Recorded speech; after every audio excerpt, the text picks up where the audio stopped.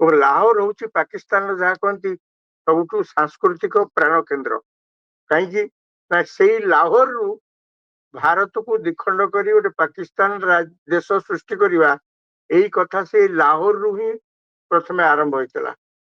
ଆମେ ମୂଳରୁ କହିଲେ କିଛି ଏବେ ମଧ୍ୟ କହୁଛୁ ଯେ ଆମ ସାଙ୍ଗେ ଲାଗିଲେ ଆମେ ଛାଡିବୁ ନାହିଁ, ଅଣ୍ଟା ଭାଙ୍ଗି ଦବୁ ଏକା। ହ୍ୟାଲୋ, ନମସ୍କାର, ମୁଁ ରାଜାରାମ ଶତପଥୀ। କାଲି ରାତିରେ ଯୋଉମାନେ ସବୁ ଆକାଶକୁ ଦେଖିଥିବେ, ଏଭଳି ଭାବରେ ବାଣ ଫୁଟିଲା ଭଳି ଲାଗିଲା ଯେମିତି ଦୋଳଯାତ୍ରା ମେଲଣ ହଉଥିଲା।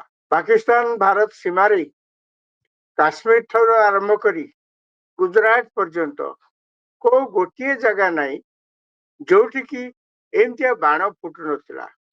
ଇ ଚାଲିଲା ପ୍ରାୟ ଘଣ୍ଟେ କାଳ ପର୍ଯ୍ୟନ୍ତ ଏମିତି ଚାଲିଲା। ଆମର କିନ୍ତୁ ଯୋଉମାନେ ଅନ୍ତତଃ ଭାବୁଥିବେ ଯେ ଇଏ ସତରେ କଣ ବାହାଘର ରୋଷଣୀ କି ଦୋଳଯାତ୍ରା ମେଲଣ କଣ ହଉଛି କି, କିନ୍ତୁ ପ୍ରକୃତରେ ଏଇ ସବୁ ଯାହା ସବୁ ଆଲୁଅ ଦିଶୁଥିଲା ଆକାଶରେ, ଯେମିତି ହାବେଳି ମାରିଲା ଭଳିଆ ସବୁ ଦିଶୁଥିଲା, ସେ ସବୁ ପ୍ରକୃତରେ ପାକିସ୍ତାନ ପଟୁ ଭାରତ ଉପରକୁ ଡ୍ରୋନରେ ଆକ୍ରମଣ ହଉଥିଲା।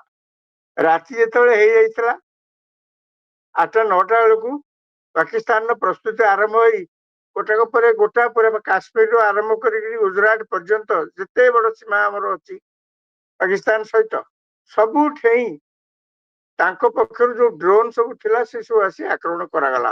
କିନ୍ତୁ ତାଙ୍କର ଆଜି ଘରେ ଚୁଲି ଜଳୁ ନଥିବ।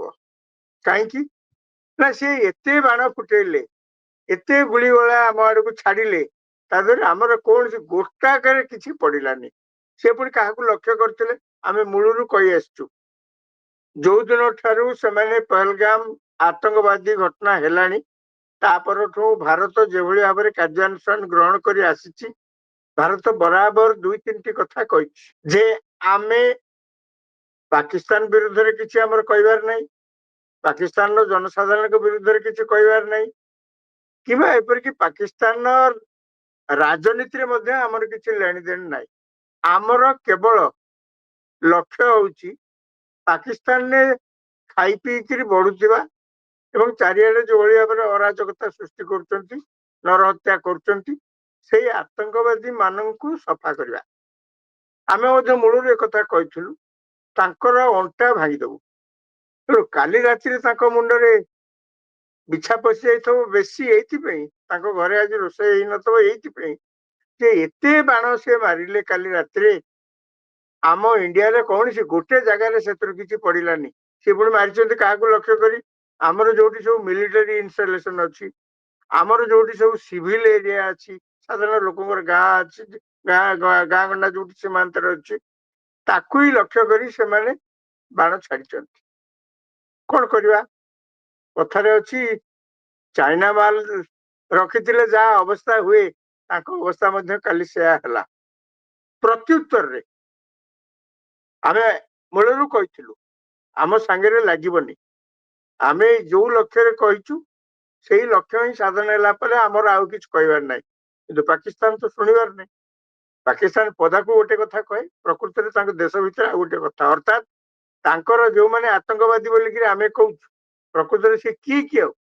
ତାଙ୍କୁ ଖାଇ ପିଇକିରି ପୋଷିକିରି ରଖିଛି କିଏ କି? ତାଙ୍କ ସେନାବାହିନୀ। ପାକିସ୍ତାନ ଗୋଟେ ଏମିତି ଦେଶ, ସେଠି ଯୋଉମାନେ ସବୁ ଜନପ୍ରତିନିଧି, ତାଙ୍କ ଦ୍ଵାରା ସରକାର ଚାଲେନି। ଏଟା କେବଳ କାଗଜ ପତ୍ରରେ ତାଙ୍କ ଦ୍ଵାରା କେବଳ ସରକାରଟେ ଥାଏ। ପ୍ରକୃତ ସରକାର ସେଠି ଚାଲେ, ପ୍ରକୃତ ନିଷ୍ପତ୍ତି ଗ୍ରହଣ କରାଯାଏ ସବୁ ସେନାବାହିନୀ ସେଠି ହଉଛନ୍ତି ସବୁଠୁ ମାମଲତକାର। ଏବଂ କାଲି ଯାହା ହେଲା ଆମେ ଦେଖିଲେ। ଆମେ ଯେତେବେଳେ ପୁଣି ପ୍ରତ୍ୟୁତ୍ତରରେ ଆକ୍ରମଣ ଆରମ୍ଭ କଲୁ, ଆଜି ସକାଳୁ ସେମାନେ ଯେତେବେଳେ ଦେଖିଥିବେ ତାଙ୍କର ନିଶ୍ଚୟ ହୋସ ଉଡି ଯାଇଥିବ। କଣ ଦେଖିଲେ? ପ୍ରଥମ କଥା ହଉଛି ତାଙ୍କର ତ ଯୋଉ ଏୟାର ଡିଫେନ୍ସ ଡ୍ରୋନ୍, ତାକୁ ତ ଆମେ ତା ପୂର୍ବ ଦିନ ଭାଙ୍ଗି ଦେଇଥିଲୁ।